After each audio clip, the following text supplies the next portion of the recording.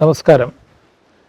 Miyawaki മാതൃക വനവൽക്കരണത്തിന് അദ്ദേഹത്തിൻ്റെ പുസ്തകമായ വനം തന്നെ ഔഷധം അല്ലെങ്കിൽ ഹീലിംഗ് പവർ ഓഫ് ഫോറസ്റ്റ് അദ്ദേഹവും പ്രൊഫസർ എൽജിൻ ബോക്സും ചേർന്ന് എഴുതിയ പുസ്തകമാണ്. അപ്പോൾ ആ പുസ്തകത്തിൽ നിന്നാണ് നമ്മൾ പല കാര്യങ്ങളും എടുക്കുന്നത്.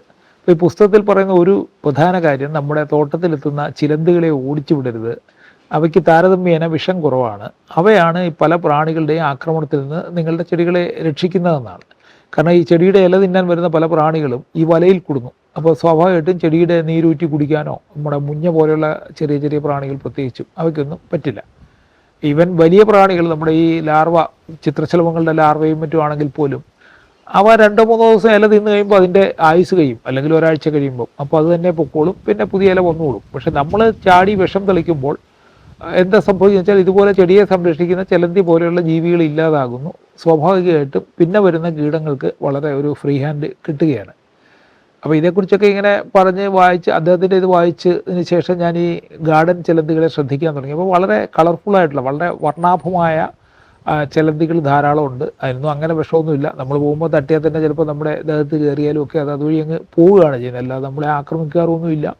ചിലതിന് കണ്ടു കഴിഞ്ഞാൽ വലിയ ഭീകര രൂപമുള്ളതൊക്കെ ഉണ്ട്. എങ്കിലും എനിക്കറിയില്ല അതിന് ഈ വിഷം ഉള്ളതാണോ എന്ന്. കാരണം നമ്മൾ അടുക്കാതിരിക്കാനായിട്ടായിരിക്കാം ഒരുപക്ഷെ അത്ര വലിയ രൂപമൊക്കെ കൊടുത്തിരിക്കുന്നത്. അപ്പോൾ ഈ അടുത്ത ഇടയ്ക്ക് ഞാൻ ഈ ചിലന്തികളെ ഇങ്ങനെ നോക്കിയ സമയത്ത് എനിക്ക് ഒരാളൊരു പിക്സൽ ഫോൺ സമ്മാനമായി തന്നു, എൻ്റെ ഒരു സുഹൃത്ത്. അപ്പോൾ അതിൽ ഫോട്ടോ എടുക്കുവാൻ വളരെ പറ്റിയൊരു ഉപകരണമായതുകൊണ്ട് ഞാൻ ചെറിയ ജീവികളുടെയൊക്കെ പടം കൂടുതലായി എടുത്തു തുടങ്ങി. അങ്ങനെ നോക്കിയപ്പോൾ ഒരു മുറ്റത്ത് ഒരു നൂലിൽ തൂങ്ങി ഒരു ഇലയുടെ തണ്ട് പോലെ ഒരു സംഗതി കിടക്കുന്നുണ്ട്. അപ്പോൾ അത് 5-6 ദിവസമായിട്ടും അങ്ങനെ തന്നെ കിടക്കുന്ന കണ്ടുകൊണ്ട് അടുക്ക ചെന്ന് നോക്കിയപ്പോൾ അത് ശരിക്കും ഒരു ചിലന്തിയാണ്. ഒരു നൂല് പോലെ ഇരിക്കുന്ന പച്ച നിറമുള്ള ഒരു ചിലന്തി. അതിൻ്റെ കൈകാലുകൾ വളരെ സോഫ്റ്റാണ്. ശരിക്കും ഒരു ചിലന്തി വലയുടെ അത്രയും കനവേ അതിൻ്റെ കൈക്കും കാലിനും ഒക്കെ ഉള്ളൂ. ഇത് നമുക്ക് പടം എടുക്കാൻ പറ്റുന്നില്ല.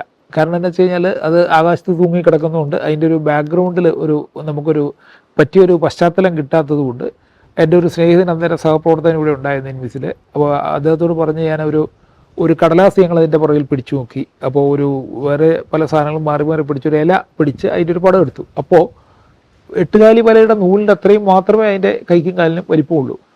അപ്പോൾ ഈ ജീവി എങ്ങനെയായിരിക്കും ജീവിക്കുന്നത് എന്നൊക്കെ ആലോചിച്ച് ഇങ്ങനെ ഇരിക്കുമ്പോൾ 2-3 ദിവസം കഴിഞ്ഞപ്പോൾ ഇത് അങ്ങോട്ടും ഇങ്ങോട്ടൊക്കെ മാറുന്നുണ്ട്. അപ്പോൾ ഒരു രാത്രിയിൽ ലൈറ്റ് വീഴുന്ന സമയത്ത് ഇതിൻ്റെ ഒരു വീഡിയോ എടുക്കാൻ പറ്റിയൊരു അന്തരീക്ഷം കിട്ടി, ഇരുട്ടായതുകൊണ്ട്.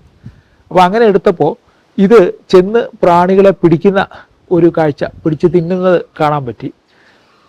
വീണ്ടും ഒരു 2 ദിവസം കഴിഞ്ഞപ്പോൾ ഒരു മഴ പെയ്തു. അപ്പോൾ സ്വാഭാവികമായിട്ട് ഈ മഴയത്ത് ഈ ചിലന്തി ഇല്ലാതാകുമല്ലോ എന്ന് വിചാരിച്ച് ഞാനിങ്ങനെ നോക്കി നിൽക്കുകയാണ്. അപ്പോൾ മഴ വീഴുന്ന കണ്ടുകൊണ്ട് ഞാൻ ഈ മഴയും ചിലന്തിയും കൂട്ടി ഒരു വീഡിയോ എടുക്കാൻ ശ്രമിച്ചു. ചിലന്തി വല നമുക്കറിയാമല്ലോ എത്ര നേർത്ത നൂലാണെന്നുള്ളത്. പക്ഷേ അതിലേക്ക് മഴവെള്ളം വളരെ ശക്തിയായിട്ട് വീഴുന്നു. ശക്തിയായിട്ട് വീണ്ടും ഈ വല പൊട്ടുന്നില്ല. ഈ വല പൊട്ടുന്നില്ലെന്ന് മാത്രമല്ല, ചിലന്തി അതിൽ ഇര പിടിക്കാൻ റെഡിയായിട്ടിരിക്കുകയാണ്. അങ്ങനെ കിടക്കുന്ന സമയത്ത് അതിൽ വരുന്ന പ്രാണികളെയും ഇവൻ ഓടിച്ചിട്ട് പിടിക്കുന്നുണ്ട്. അങ്ങനെ വലിയൊരു മഴ കഴിഞ്ഞത് പോയി എന്ന് വിചാരിച്ച് നോക്കുമ്പോഴും ഇല്ല, വലയ്ക്കൊന്നും പറ്റിയിട്ടില്ല. ചിലന്തി വലയിൽ തന്നെ നിൽപ്പുണ്ട്. ഒരുപക്ഷെ നമ്മൾ ആ മഴയത്ത് അത്ര നേരം നിൽക്കില്ല. വീണ്ടും കാണുന്നതെന്ന് വെച്ച് കഴിഞ്ഞാൽ കാറ്റ് വരുന്നു. അപ്പോൾ കാറ്റത്ത് ഈ വല നിന്ന് ആടുന്നുണ്ട്, പക്ഷെ പൊട്ടുന്നില്ല. അപ്പോൾ ഒരു ചിലന്തി വലയ്ക്ക് ഇത്രയും ബലമുണ്ട്, ശരിക്കും ചെടികൾക്ക് ഇത്രയും പ്രൊട്ടക്ഷൻ കൊടുക്കാൻ പറ്റും, അല്ലെങ്കിൽ മറ്റ് ജീവികളെ തടഞ്ഞു നിർത്താനായി പറ്റും എന്ന് തോന്നിയപ്പോഴാണ്, അതുകൊണ്ടാണ് ആ വീഡിയോ നിങ്ങളുമായിട്ട് പങ്കുവെക്കുന്നത്. അപ്പോൾ ഇതിനെ നോക്കിയ കൂട്ടത്തിൽ ഞാൻ നോക്കിയപ്പോൾ ഇതിന് ചുറ്റുമുള്ള പല ചെടികളിലും പല തരത്തിലുള്ള ചിലന്തികളുണ്ട്.